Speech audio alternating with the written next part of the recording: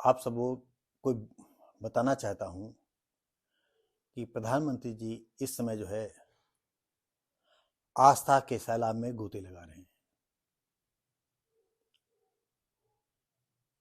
इधर चुनाव भी है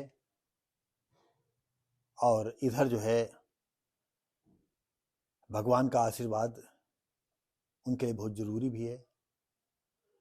और चुनाव प्रक्रिया ऐसी होती है कि जितने देश के जितने नेता हैं सारे परेशान रहते हैं। ऐसा नहीं कि हमारे बीजेपी के कार्यकर्ता परेशान न हो, हमारे प्राइम मिनिस्टर परेशान न हो, या हमारे योगी जी हैं, मोदी जी हैं, या हमारे गृह मंत्री हैं अमित शाह जी हैं, या सुरक्षा मंत्री हों या विदेश मंत्री हों, सारे लोग जो है इस समय हर आस्था का दीप जलाए हैं। अभी आप अयोध्या में प्राण प्रतिष्ठा में भी देखा, मोदी जी की आस्था को भी देखा, कैसे साष्टांग हुए थे। तो अब यहाँ पर जो है आपको बता दें, आपका द्वारिका नगरी के विषय में तो आपने सुने होगा, अगर नहीं सुना है तो हम आपको बता दें। साथियों, जो बताते हैं कि कभी जहाँ भगवान कृष्ण द्वारिका नगरी में रहा करते थे, समय चक्र का कुछ ऐसा काल चक्र चला कि द्वारिका नगरी जो है समंदर में चली गई, या इस तरह के उथल पुथल हुए हों। तो जैसा कि बीच बीच में हम बताते रहते हैं, जैसे 20, 25, 30 साल पहले मैंने पेपर में पढ़ा था कि जितने महानगर हैं उस महानगरों की धरती का इतना दोहन हो रहा है वहाँ, और वो जो है शहर जो है एक मतलब छत पर टिका हुआ है और उसके नीचे पानी तैर रहा है, और वो छत कब तक टिकाए रखेगी इसका अंदाजा नहीं। इसी को सोच करके जो है वैज्ञानिकों ने ये निकाला था कि कभी भी ये छत टूटेगी और शहर का शहर जो है समंदर में 1 सेकंड में ही जमीन के अंदर घुस जाएगा और ऊपर पानी तैरने लगेगा। तो हो सकता है कि कभी द्वारिका नगरी जो है ऐसे ही पानी का दोहन हुआ हो, या धरती की आपस की जो है चट्टानें टकराई हों और द्वारिका नगरी या द्वारिका शहर जो है समंदर के गर्त में चला गया हो। और विशेषज्ञ लोग जो है द्वारिका नगरी के कुछ अवशेष ढूंढ निकाले हैं। ये मैं नहीं कह रहा हूं, ये वैज्ञानिकों की एक सोच है जो गोताखोर होते हैं, जमीन के अंदर जाते हैं, समंदर के अंदर जाते हैं और वो देखते हैं कि बड़ी बड़ी शिलाएं पड़ी हुई हैं, गढ़ी हुई हैं, तो उससे अंदाज लगाते हैं कि यहाँ समुद्र जो है होगा। और यहाँ मतलब समुद्र तो है ही है, और समुद्र पर जो है हो सकता है यहाँ उस समय समुद्र न हो, और समय ऐसा आया कि समुद्र जो है द्वारिका नगरी को अपने आगोश में ले लिया।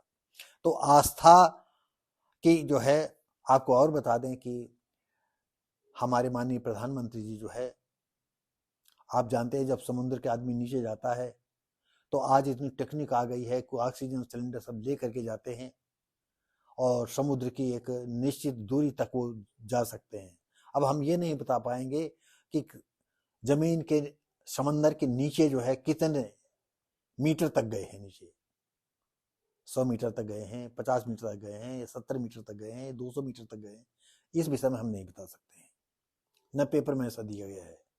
लेकिन यह है आस्था की स्कूबा ड्राइविंग जलमग्न द्वारिका नगरी में की, मतलब जो है मोदी साहब जो है वहां जा करके जो है स्कूबा ड्राइविंग के जरिए गहरे में जाना, यानी काफी जहां बहुत पानी ही पानी भरा है। आप तो जानते हैं समुद्र आज तक की कोई जो है उसकी गहराई कोई नहीं नाप सका। 11 किलोमीटर तक अंदर गए हैं, ऐसे ऐसे वाहन है अमेरिका वगैरह के जो 11 किलोमीटर तक नीचे गए हैं, या हो सकता है कि शायद कोई 11 किलोमीटर नीचे तक कोई वैज्ञानिक गया है, इतना दबाव झेल करके।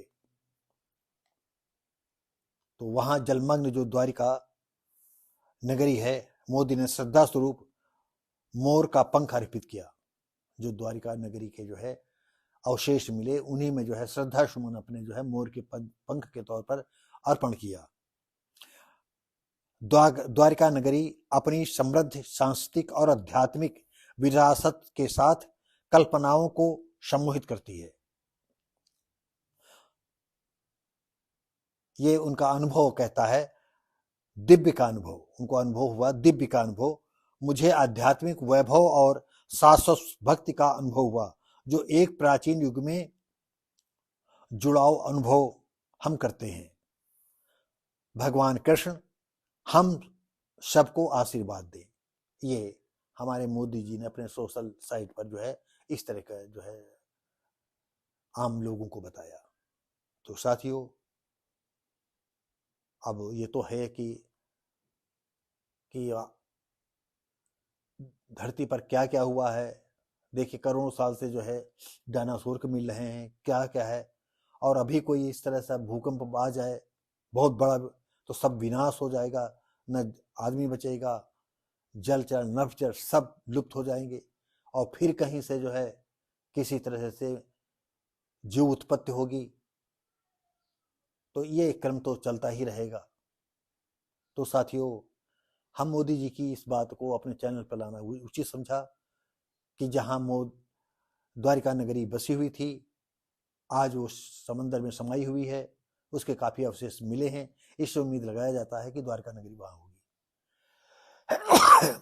तो साथियों, अगर ये सूचना आपको अच्छी लगी, ये मोदी साहब की, मोदी जी की, तो लाइक शेयर कमेंट करें और सब्सक्राइब करें। धन्यवाद।